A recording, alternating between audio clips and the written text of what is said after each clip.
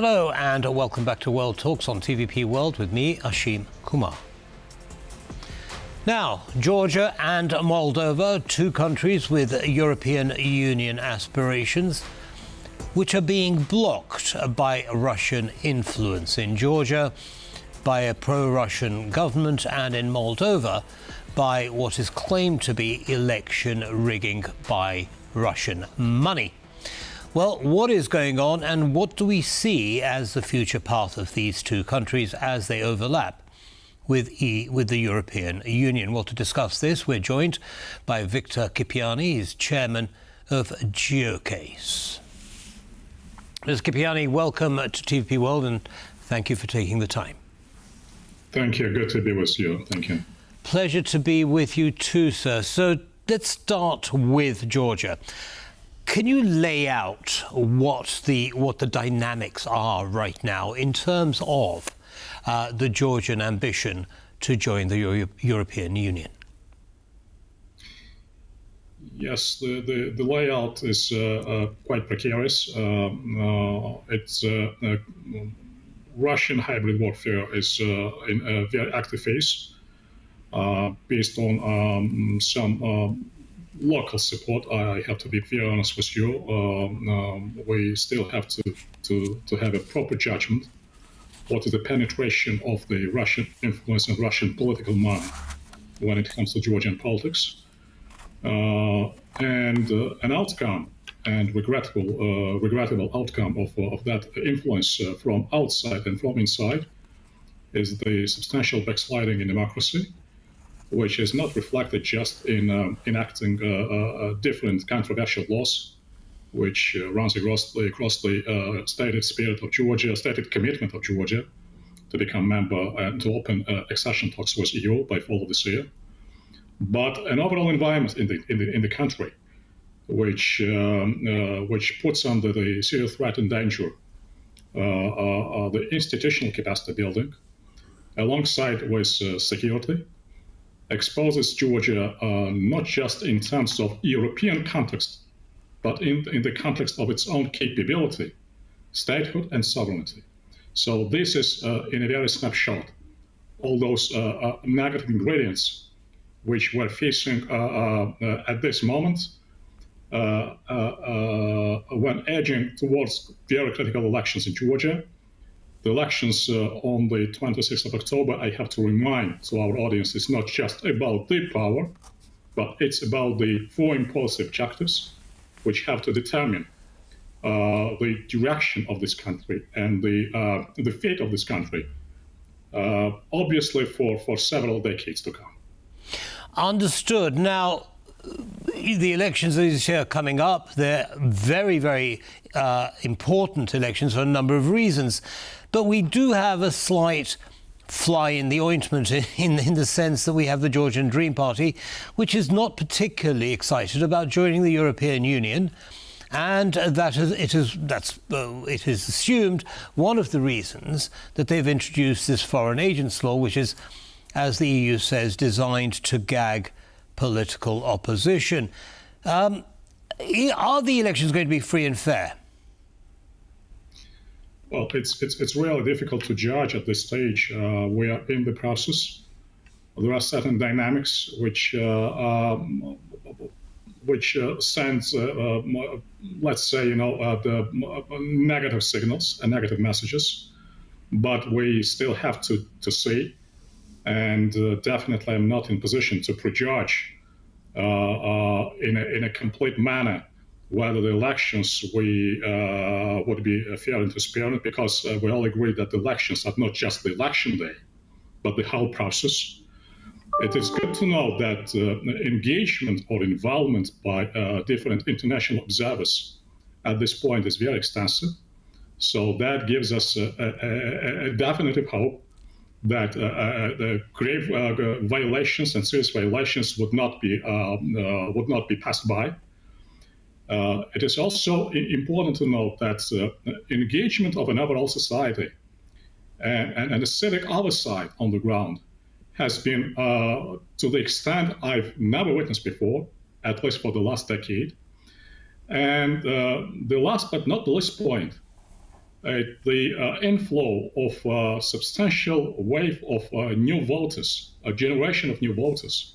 These are Georgian youngsters who definitely and clearly and explicitly demonstrated their willingness and their support for Georgia's pro-European path. So I think that in anticipation of very high, if not the record turnouts, is a potential room or potential space for speculating, for rigging the elections, they've said, would be squeezed out as much as possible. But nevertheless, we still have, 2 weeks before the elections. It's quite plenty of time when we speak about transition democracies. As for the Georgian dream, it's a very curious thing that Georgian dream has never rejected or has never gave up on Georgia's pro-European path, at least when it comes to declared and stated objectives and goals. But and a downside that those statements do not clearly coincide, or do not organically coincide with the actions which Georgian dream is undertaking over the last period of time. And we have clear messages and clear statement by the European Union. If you want to become a member of the club, you have to abide by the principles and by the rules of the club. And what Georgian Dream is doing at this point, with its leadership, is clearly breaching those rules, violating those principles, however, still stating that pro-Georgian, the Georgian Dream is the most pro-European party and the mainstream party in the country. I think that that controversy would be given a clear and definitive response as a result of the elections. Well, it certainly has already been given a response, has it not, by the European Union, which is withholding 121 million euros, which was allocated to Georgia. What do you think is the political dynamic of that decision, coming as it does just before the election? Is it sending a message to the electorate, to Georgian Dream, to Russia? Why? Why now? Yes. Calling off different financial aid or financial assistance programs, it's not just about the money. Of course, money matters. Money always matters, especially for this fragile economy, which the Georgian economy is. But most importantly, and you've said it very correctly and very rightly, it's about political messaging. And that political messaging, I think we don't have to cheat ourselves. That political messaging is directed to the Georgian voters. The European Commission, on a no-name basis, let's put it this way, very softly and very diplomatically, never pointed out to Georgian Dream as an anti-European party. And of course, the European Union and the institutions of EU never abused that right to shame and name, or to name and shame. But clearly, by calling off different programs or making those assessments or statements or opinions, it's facilitating or helping the Georgian voters to make informed decision.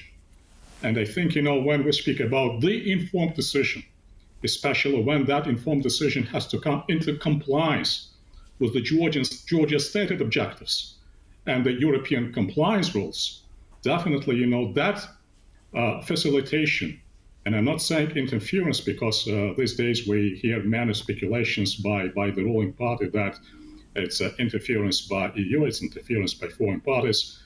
I think that at this juncture of history, that facilitation is something which we very much need. And I don't be expressing myself in a very obscure and a very abstract way. More that facilitation becomes more intense, and becomes better for Georgian voters to make the already mentioned informed decision. Understood. Okay, well, Ms. Kipiani, before I let you go, I want you to look in your crystal ball and tell me what you think the Georgian government is going to look like after the election? It's really about looking into the crystal ball, which I don't have. And I envy if anyone has the crystal ball.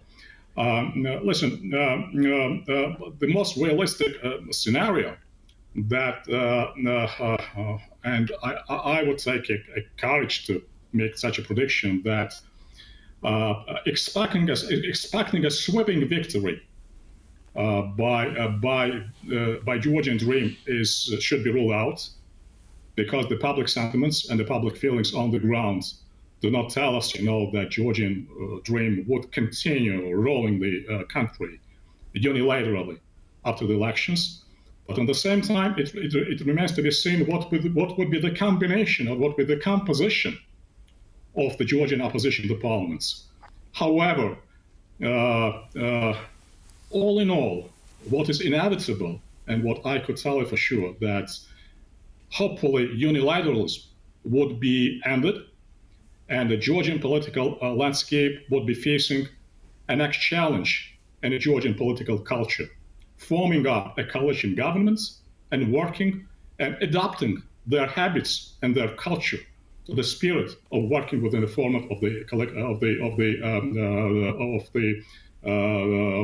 governments. Understood. Which would be composed, Unfortunately, which would be composed by different political parties. Understood. So a coalition. Well, we'll be inviting you back after the election and discuss what happened. Thank you very much for taking the time to share your analysis with our audience. Have a good day, sir. Thank you. You too. Thank you. Bye-bye. And that's all from us in this episode of World Talks. Don't go away. Lots more coming up. Bye for now.